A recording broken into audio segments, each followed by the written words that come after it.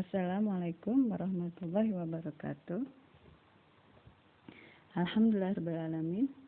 Hamdan na'imin, hamdan syakirin, hamdan yuafi ni'amahu wa yukafi'u majidah, amma ba'd. Teriring doa, semoga teman-teman semua dalam keadaan sehat. Baik, untuk kesempatan kali ini kita akan membahas perkuliahan tentang akuntansi murabahah. Ya, jadi dalam mata kuliah akuntansi perbankan syariah, satu topik yang sering nanti akan kita bahas adalah tentang akuntansi akad murabahah.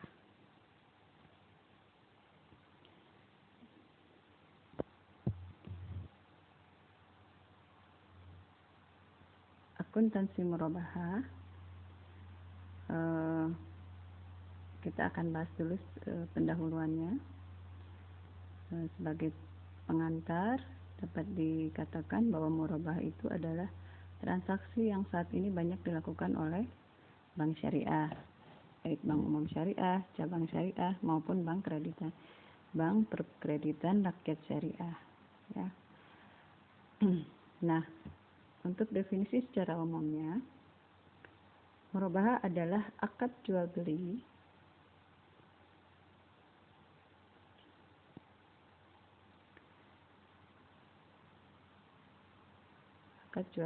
ya, dengan menyatakan harga perolehan dan keuntungan atau margin yang disepakati oleh penjual dan pembeli. Jadi dia termasuk akad jual beli dengan spesifikasi si penjual itu dia menyatakan harga perolehan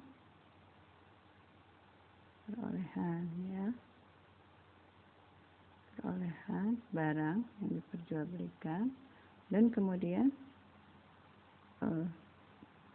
keuntungan yang disepakati.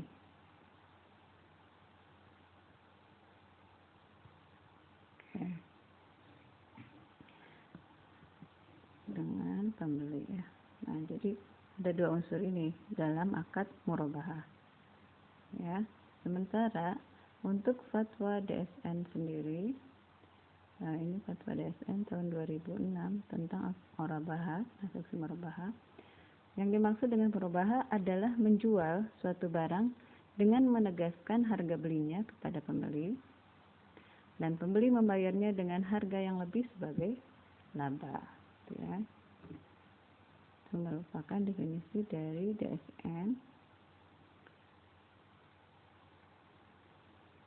Murabahah adalah menjual suatu barang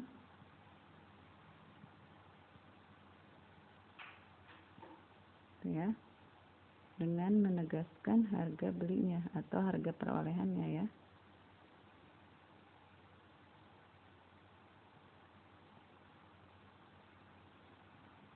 Harga beli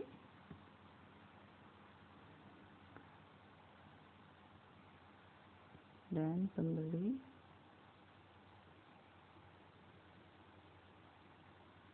membayarnya dengan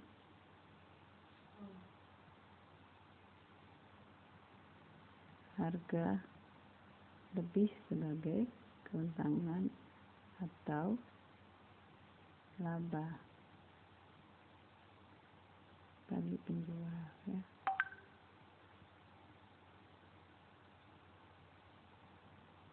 Nah, tentunya di sini harga beli ini merupakan juga harga perolehan. Artinya kalau misalnya si barang itu impor, harga belinya itu termasuk bea cukai, kemudian pajak, kemudian biaya pengangkutan dan lain-lain. Ya, itu termasuk harga beli atau harga perolehannya. Oke, baik. Itu merupakan sekilas tentang definisi murabahah. Ya.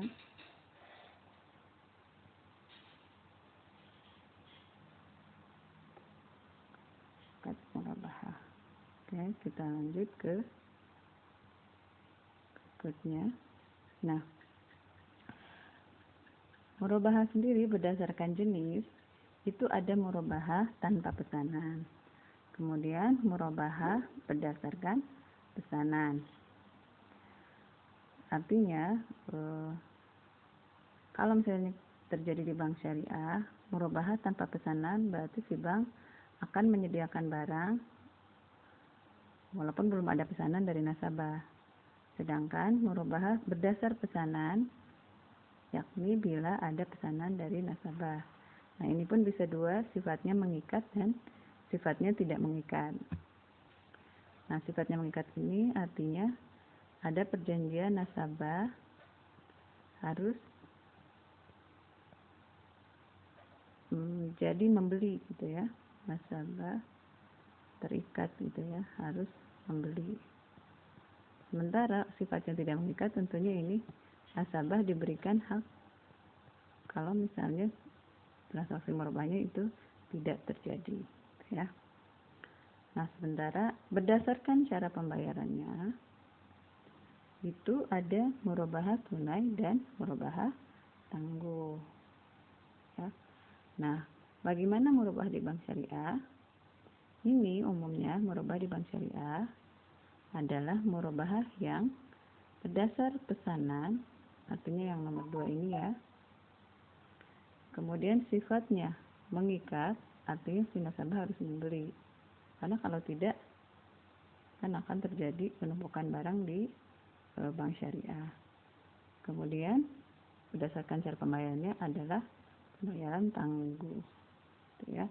Jadi di bank syariah itu murabahahnya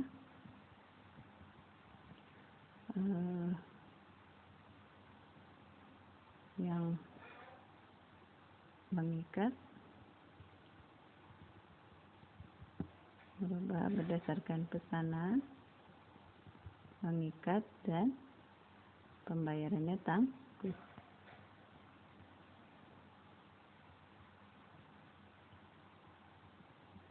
Oke, berikutnya. Nanti kalau teman-teman kurang jelas bisa diputar kembali ya videonya. Dan terutama ini lebih jelasnya kalau teman-teman membaca dahulu e-book akuntansi syariah yang sudah saya share. Nah, rukun murabahah seperti akad yang lain kan tentunya ada rukun-rukun dan syaratnya ya. Nanti teman-teman bisa baca rukun-rukun murabahah itu. Yang penting di sini ada 5 ya. Itu penjual atau bayi,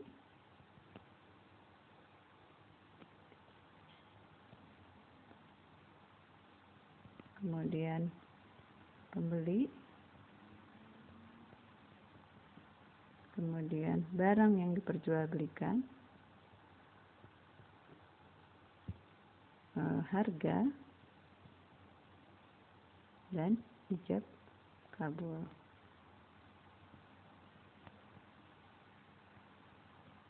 Ya.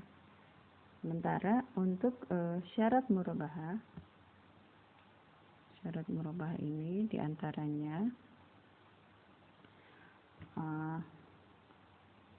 pertama adalah tadi si penjual harus memberitahui biaya barang kepada nasabah ya. Penjual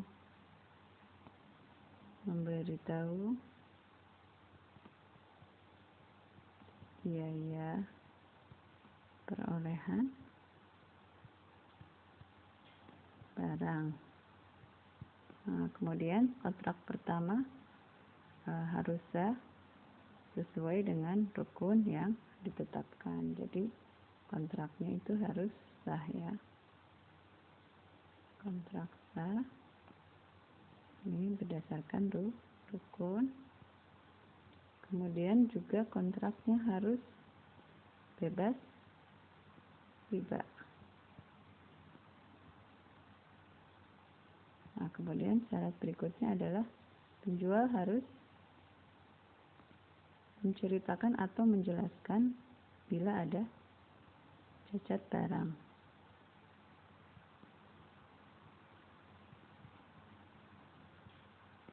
Demikian ya. Dan penjual juga harus menyampaikan semua hal, termasuk dengan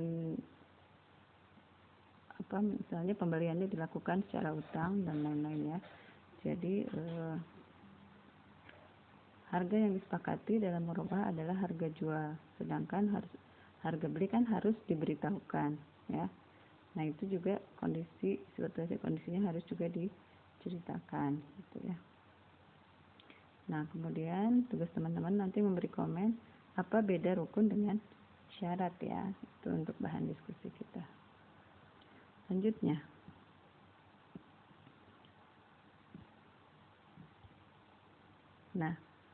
Selanjutnya, ketentuan-ketentuan tentang murabahah di bank syariah itu mengacu pada Fatwa Dewan Syariah Nasional. Nah ini yang pertama tentang ketentuan umum murabahah, kemudian ketentuan murabahah bagi nasabah, jaminan dalam murabahah, utang dalam murabahah, penundaan pembayaran dalam murabahah, dan bangkrut dalam murabahah itu sudah diatur secara rinci dalam Fatwa DSN MUI nomor 4 tahun 2000. Ya.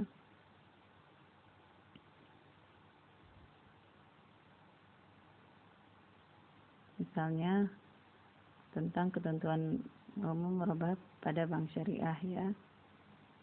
Tadi itu seperti harus bebas riba,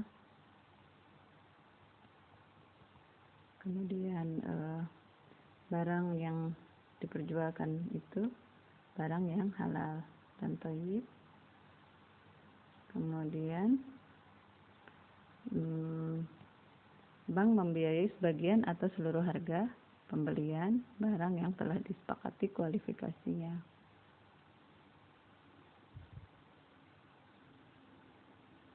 Kemudian yang penting tentang ketentuan murabahah kepada nasabah, misalnya nasabah harus membayar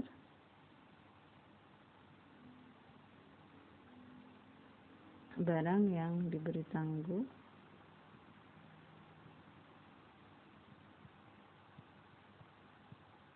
pada waktunya ya, kecuali terjadi kondisi tertentu.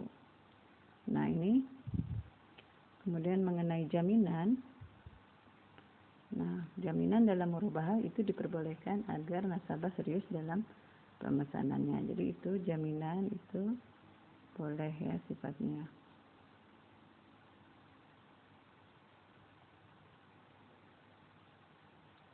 Nah kemudian dari sisi bank juga dapat meminta nasabah untuk menyediakan jaminan gitu ya. Bank diberi hak untuk meminta nasabah menyediakan jaminan. Jaminan.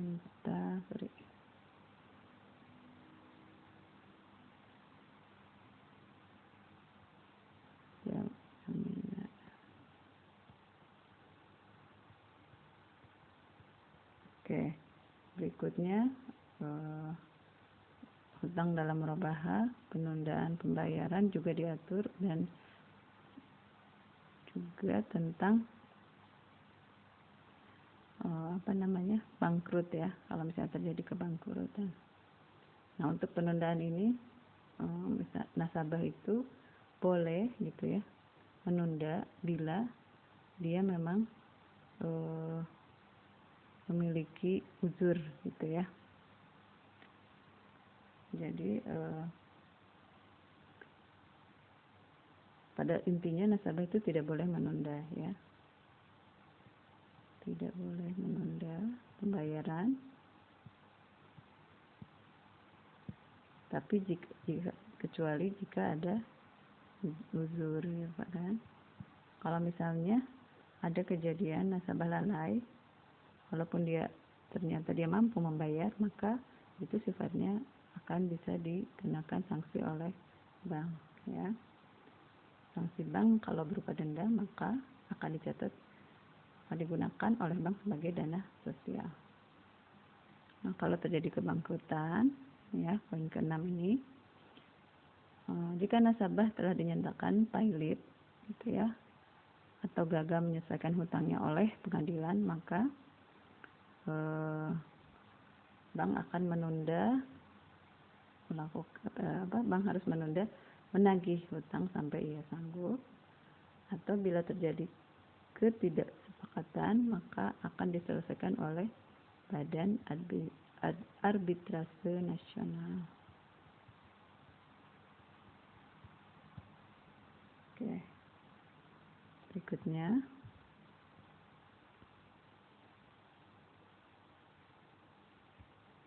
ini ya. Kemudian juga dicatat juga ketentuan tentang uang muka, ya. Nah, bank itu dapat meminta kepada nasabah itu urbun atau uang muka, gitu ya. Jadi hak bank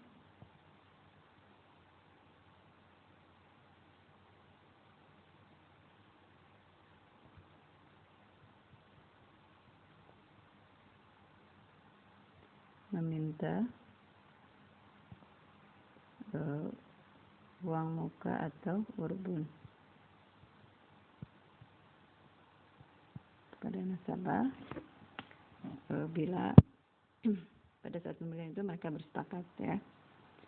Nah, urbun sendiri menjadi bagian pelunasan piutang murabahah apabila murabahah jadi dilaksanakan. Jadi nanti tuh urbun akan jadi menjadi bagian dari pelunasan. Nah, seperti itu. Nah, kemudian untuk fatwa tentang uang muka juga diatur secara rinci lagi, ya, oleh DSN. Itu disinggung dalam fatwa sebelumnya yang nomor 4, tapi kemudian dirinci lagi, dijelaskan lagi dalam fatwa Dewan Syariah Nasional nomor 13, ini ya, DSN MUI, itu ya. Itu dirinci lagi aturan tentang aturan-aturannya, nanti teman-teman bisa baca di halaman 115 bab 4 tentang akuntansi murabahah.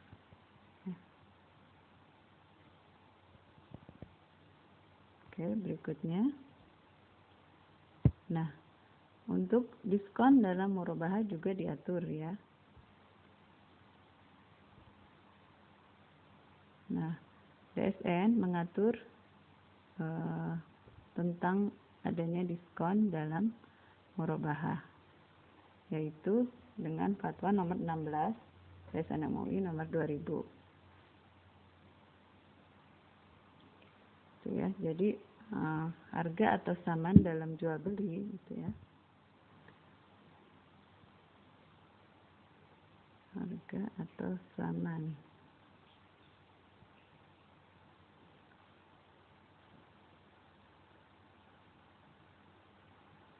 Ini bila misalnya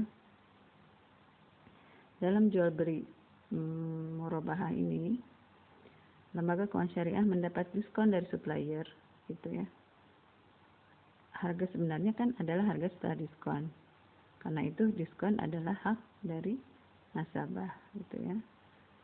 Harga saman setelah diskon itu merupakan, nah ini adalah merupakan hak nasabah.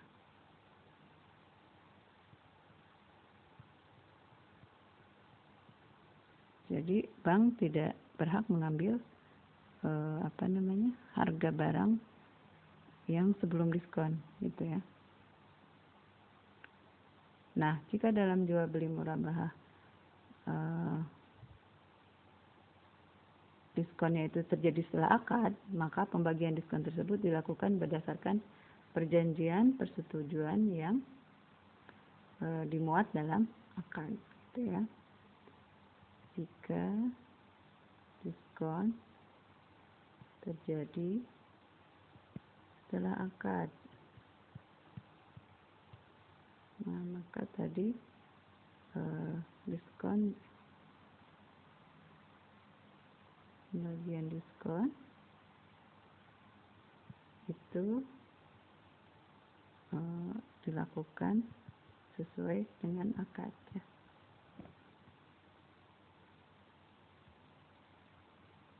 Oke. Kemudian, nah dalam akad itu perjanjian hendaknya jelas gitu ya. Dalam akad itu tentang diskon itu hendaknya diperjanjikan dan ditandatangani. Ya. Jadi diskon dijelaskan dan ditandatangani dalam akad. Oke, lanjut kita ke halaman berikutnya. Oke, sekarang kita akan mempelajari dulu tentang alur, ya. Alur dari akuntansi transaksi murabahah berdasarkan pesanan, ya. Ini bukan pesan tapi berdasarkan pesanan.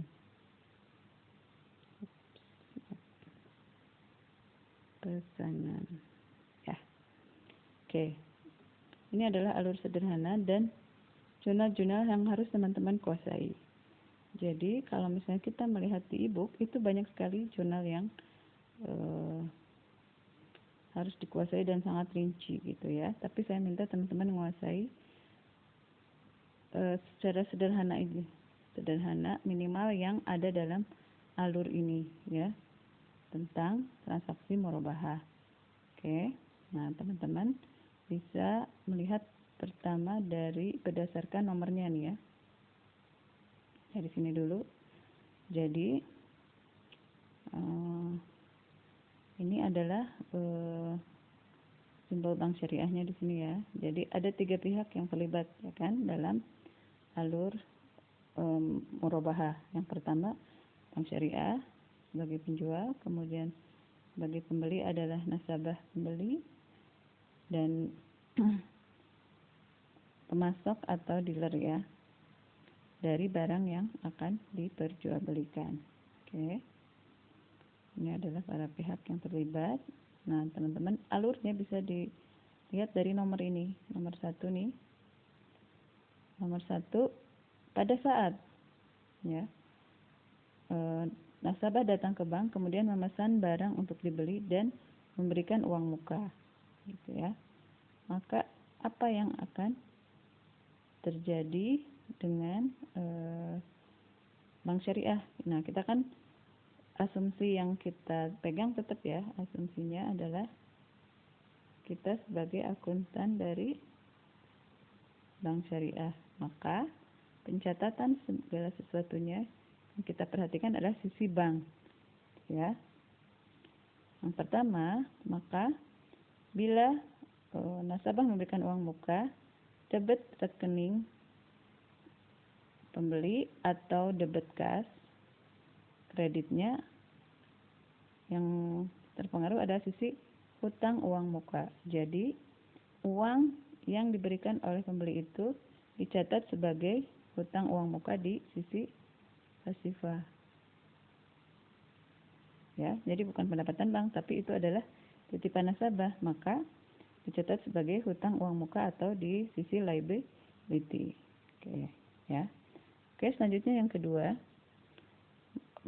karena berdasarkan pesanan dari pembeli, maka bank syariah akan melakukan pemesanan barang sesuai dengan barang yang dipesan nasabah dan juga membayar uang muka, ya. Maka kita sebagai akuntan bank syariah akan mencatat seperti ini. Debit piutang uang muka, kan? Jadi uang yang tadi itu yang dari nasabah sebagai uang muka itu akan kita jadikan piutang, ya kan? Yang kreditnya adalah dikredit ke rekening pemasok. Ini, ya. Oke, nomor 2. Nah, sekarang selanjutnya terjadi Bank Syariah menerima pesanan barang atau pemasok menyerahkan barang yang kita pesan, yang Bank Syariah pesan. Nah, maka cuna yang terjadi adalah pertama debit persediaan, kan? Karena kan sekarang si bank akan punya persediaan barang berupa misalnya mobil yang dipesan oleh pembeli, ya kan? Si Bank Syariah memegang hak atas mobil tersebut. Dia mencatatkannya dalam persediaan karena dia belum menyerahkan si barang tersebut ke pembeli, ya. Nah, kemudian apa yang dikredit? Yang dikredit adalah yang tadi, piutang uang muka yang di sini. Untuk mengenalkan piutang uang muka itu, maka kita kredit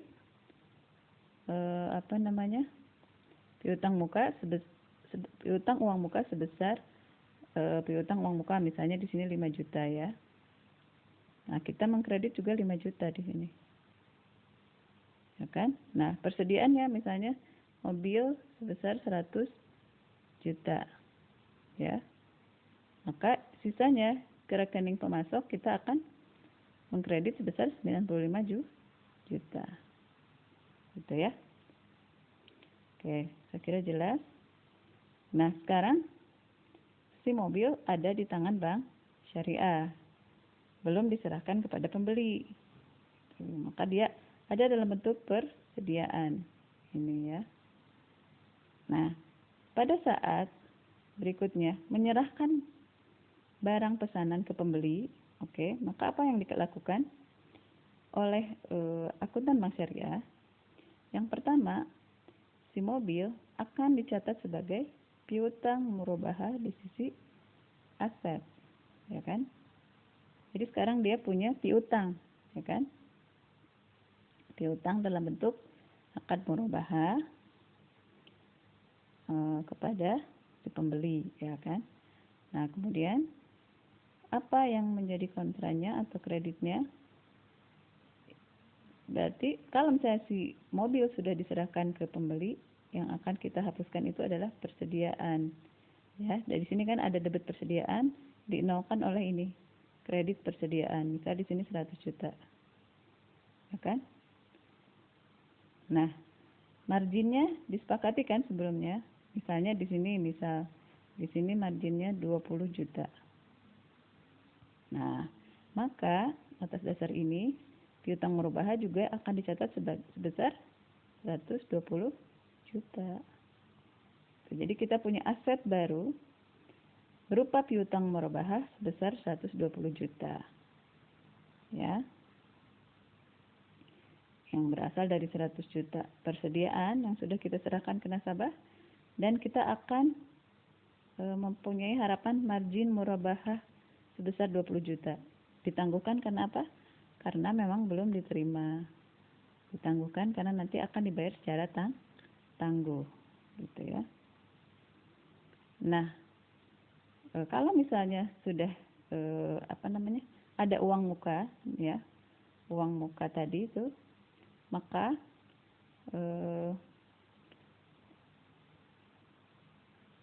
debit kreditnya akan seperti ini. Misalnya tadi ya, uang mukanya 5 juta ya. Ini kan debit uang hutang uang muka. Nah, ini hutang uang muka dari kredit hutang uang muka akan dinolkan di sini. Ya, ini tadi misalkan kan ini adalah 5 juta ya. 5 juta. Ini sudah saja. Nah, ini 5 juta, maka sudah 0 dan dia akan masuk ke piutang murabahah. Nah, piutang murabahah 5 juta. Oke, maka yang di sini tadi kalau sudah ada hutang di sini jadinya 105.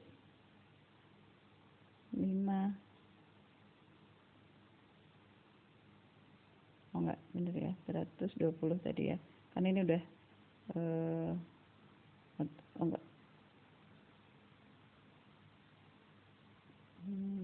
oke, bentar, ini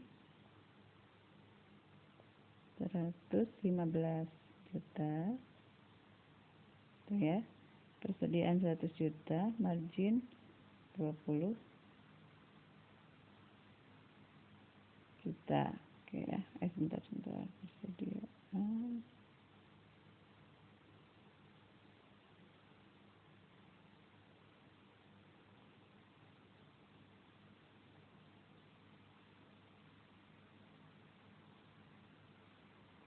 ini udah betul ya.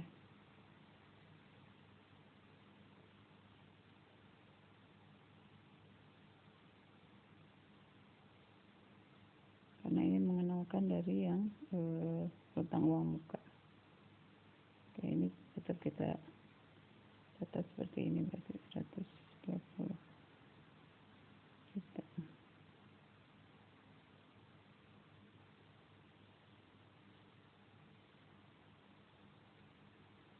Debit ini kredit piutang murabah.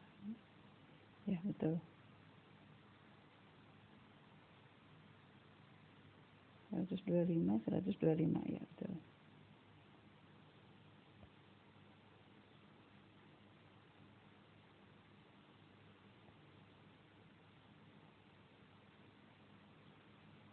Nah,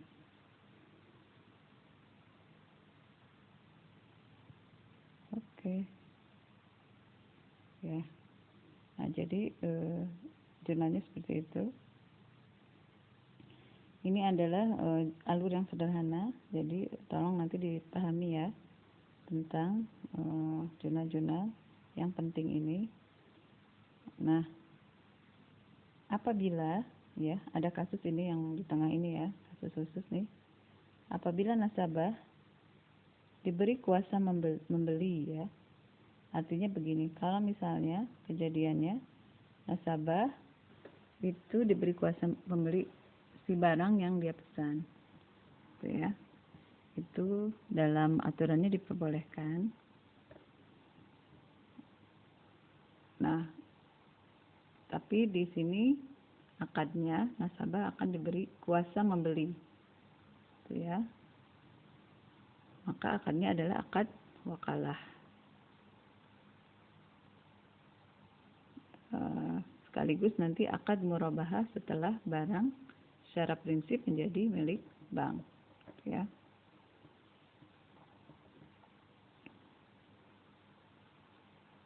Jadi di awal dia debit piutang wakalah, gitu ya, kredit rekening pembeli. Jadi ini si bank dia mengkreditkan ke rekening pembeli sebesar tadi misalnya 100 juta ya, 100 juta, kemudian itu adalah sebagai piutang wakalah, gitu ya. Jadi nanti setelah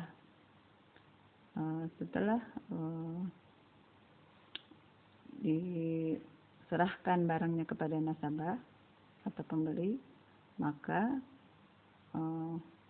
jurnalnya akan sama nanti ya. Jadi si piutang wakalahnya dinolkan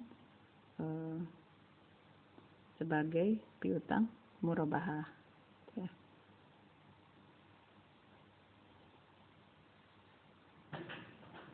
Oke, selanjutnya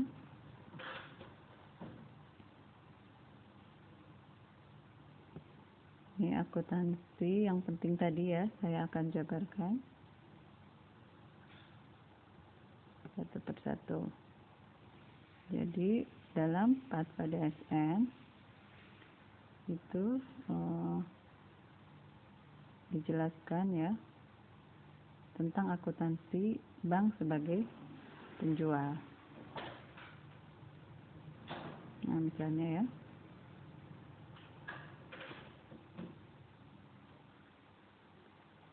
contohnya nih ya, pada saat perolehan, gitu ya, aset murabahah itu diakui sebagai biaya perolehan.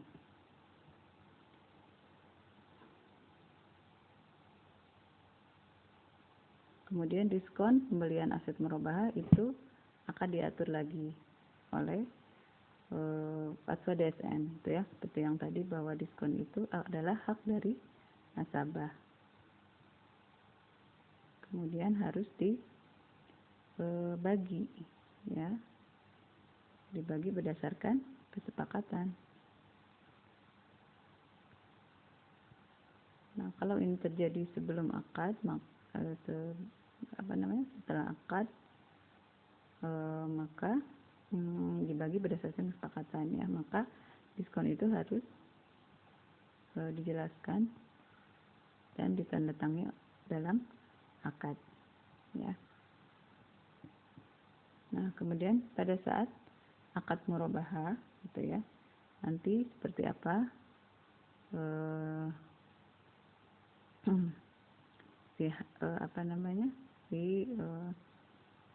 barang itu ya, akan diserahkan kepada pembeli, kan? Nah, kemudian keuntungan murabahah diakui pada saat kapan? Itu ya. Itu pada awal, pada saat penyerahan barang sudah diakui dalam bentuk margin murabahah ditangguhkan.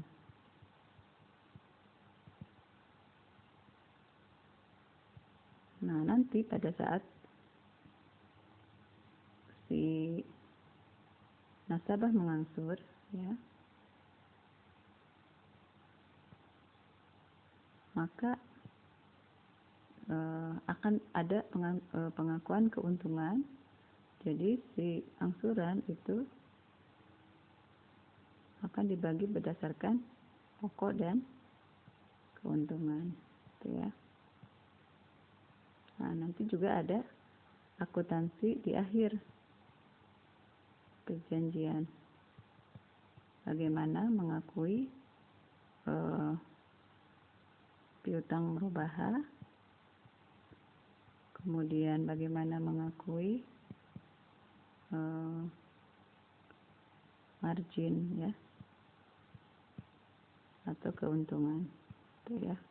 Jadi itu yang diatur dalam DSN, dalam fatwa DSN MUI. Selanjutnya kita langsung ke contoh, ya. Misalnya seperti ini, ya. Pertama, tanggal 4 April, ya. Ini sebetulnya contohnya sudah dijelaskan tadi dalam alur, tapi saya tegaskan lagi, ya, biar lebih jelas. Pada tanggal 4 April 2008, atas pesanan pembelian barang dari Tuan Abdullah, Bank Syariah Insani membeli sebuah mobil antik seharga 110 juta.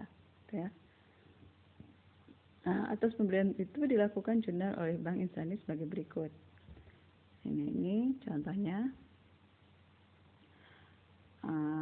Berarti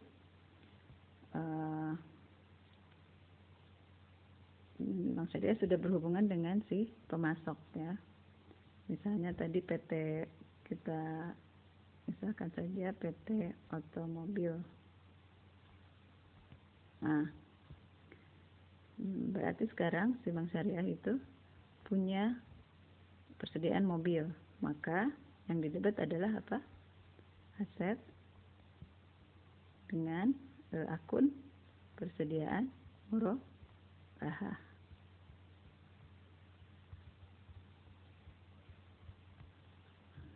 Ya, sebesar tadi 110 juta. Oke. Nah, kemudian apa yang dikredit? Yang dikredit adalah karena kita punya aset nih, berarti kita mengeluarkan kas, ya, atau kita mengkredit ke rekening si PT Otomobil, rekening PT Otomobil sebesar 110 juta juga, ya. Nah, ini terjadi pada saat pembelian aset, ya. Nah, kemudian pada tanggal 10 April, sebelum dijual kepada nasabah, Bank Insani membayar uang balik nama dan biaya uji coba, serta biaya perbaikan lainnya atas mobil antik tersebut. Nah, jadi kasusnya begini, kalau misalnya pada tangan Bank Syariah itu terdapat biaya-biaya lain, nah itu adalah termasuk dimasukkan ke harga perolehan, ya. Seperti saya tadi jelaskan bahwa bila si barang tersebut misalnya impor, maka biaya masuk, biaya pajak, kemudian biaya pengangkutan dan biaya penanganan lainnya itu adalah menjadi tanggungan dari Bank Syariah, ya. Maka kalau misalnya ini kita misalkan tadi biaya ininya adalah sebesar 5 juta, ya.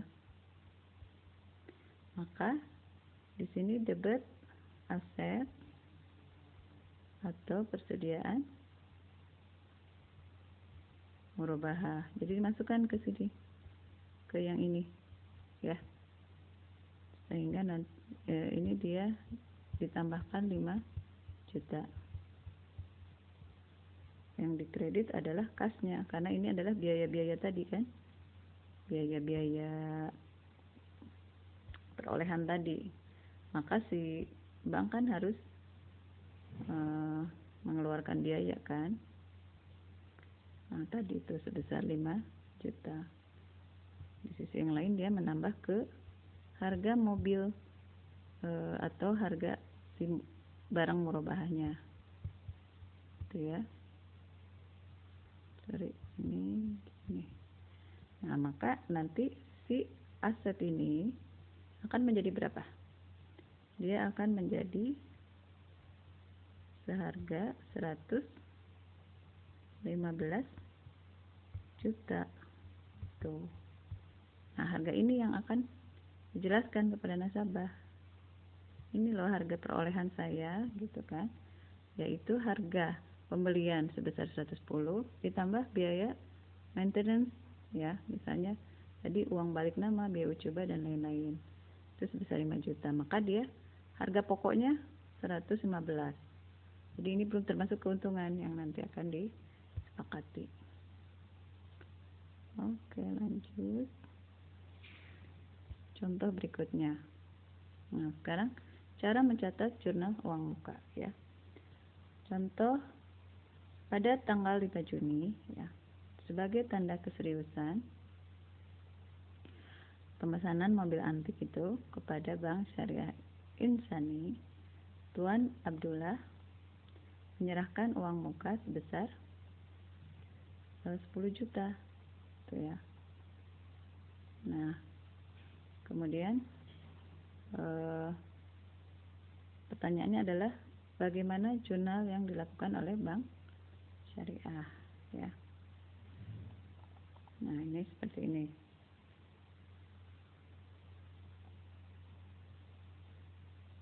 Jadi yang didebet adalah apa? Yang didebet adalah kas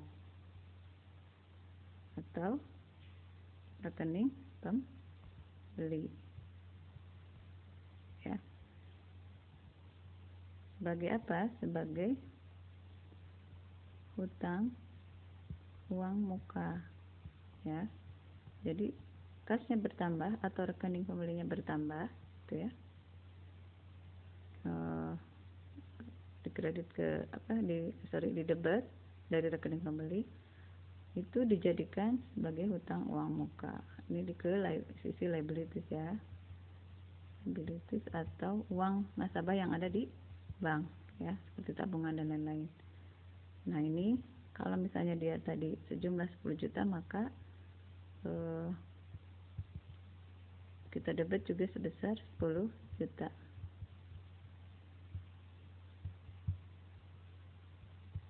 Oke, berikutnya cara mencatat uang muka kepada pemasok, ya. Nah, kalau misalnya kita juga sebagai bank syariah ternyata memberikan uang muka kepada si pemasok yang tadi, PT Otomobil tadi, ya. Misalnya contohnya gini, tanggal 10 Juni, ya, Bank Insani membayar uang muka kepada PT Otomobil untuk pembayaran mobil pesanan nasabah sebesar 15 juta gitu ya. Dan kekurangannya dibayar pada saat penyerahan barang. Maka yang didebet adalah kita jadikan sebagai piutang karena kita mengeluarkan kas nih ya kepada nasabah ya, kepada pemasok gitu ya. Maka yang dikredit adalah kas atau nanti rekening pemasok ya. Nah, ini adalah piutang uang muka. Misalnya kita kasih 15 juta. Ini juga 15.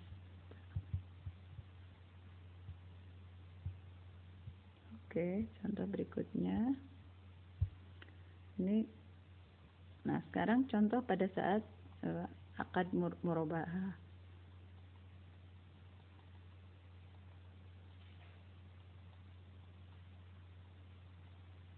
Nah, misalnya contohnya pada tanggal 15 Juni gitu ya. Sekarang dilakukan dan disepakati transaksi. Jadi yang tadi ya, kalau di alur tadi yang sudah terjadi akad gitu ya antar Bank Syariah Insani dengan Tuan Abdullah ya. Di sini harga jualnya adalah 130 juta dengan keuntungan yang disepakati sebesar 20 juta. Dalam catatan bank, harga perolehan mobil tersebut seharga 100 juta gitu ya. Jadi harga perolehan itu termasuk harga beli dan harga lain-lain. Nah, kemudian pembayaran jual beli tersebut dilakukan dengan cara tangguh selama jangka waktu 10 bulan dan dilakukan setiap tanggal 15 setiap bulannya sebesar 12 juta gitu ya. Nah, 12 juta itu pokoknya dihitung sebesar 10 juta dan marginnya adalah 2 juta. Nah, bagaimana jurnal yang dilakukan oleh Bank Syariah? Pertama, yang didebet adalah karena kita sudah menyerahkan si mobil, kita akan debet piutang murabahah. Ya kan? Sebesar apa? Piutang murabahah itu adalah sebesar harga pembelian mobil ditambah dengan keuntungan. Itu ya, artinya harga jual. Nah, harganya sebesar 130 juta.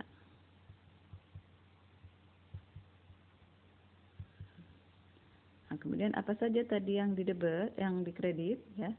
Dikredit adalah berarti persediaan kita. Persediaan kita sudah kita alihkan menjadi piutang, ya kan? Karena sudah kita serahkan. Persediaan atau aset murabahah. Tadi persediaan kita berjumlah sebesar harga ininya ya, harga belinya ya. Itu sebesar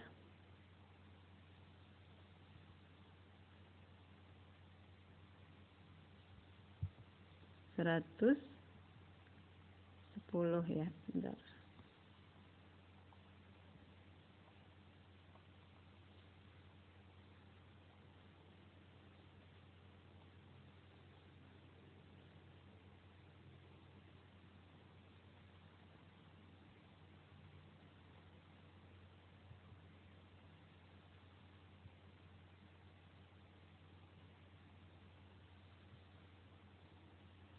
Seratus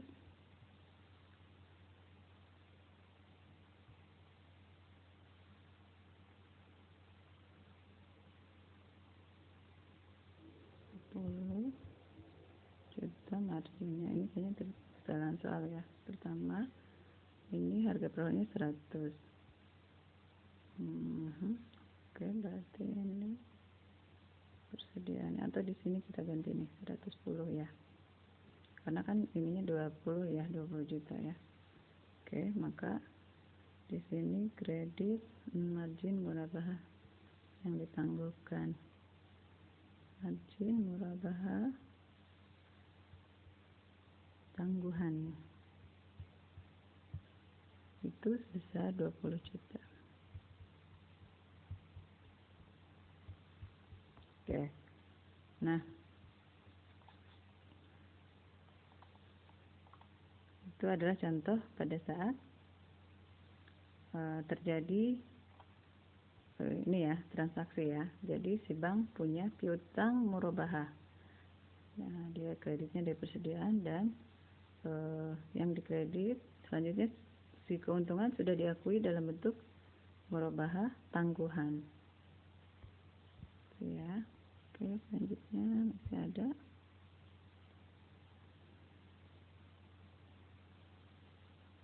Oke, untuk yang halaman 14 dan halaman 15 ini, coba teman-teman yang isi ya, cari ini PR untuk teman-teman lihat di buku e-book. Ini sebetulnya sudah saya terangkan tadi ya, misalnya tentang uang muka yang tadi ya, kan Tuan Abdullah sudah melakukan pembayaran uang muka. Nah, maka jurnalnya berapa ya kan? Nah, kemudian tadi ada kasus bank syariah memberi kuasa kepada nasabah untuk membeli barang. Ya, teman-teman cari jurnalnya. Nah, kemudian pada saat dilakukan penyerahan bukti pembelian barang kepada bank, maka bagaimana debit dan kreditnya. Oke, mungkin saya cukupkan sekian ya. Ini PR-nya adalah halaman 14 dan 15 ya. Nanti teman-teman kerjakan. Oke. Mungkin itu dulu penjelasan tentang akuntansi murabahah. Semoga memperluas khazanah ilmu teman-teman. Baik, untuk kali ini saya cukupkan sekalian. Sekian, wabillahi taufiq wal hidayah. Wassalamualaikum warahmatullahi wabarakatuh.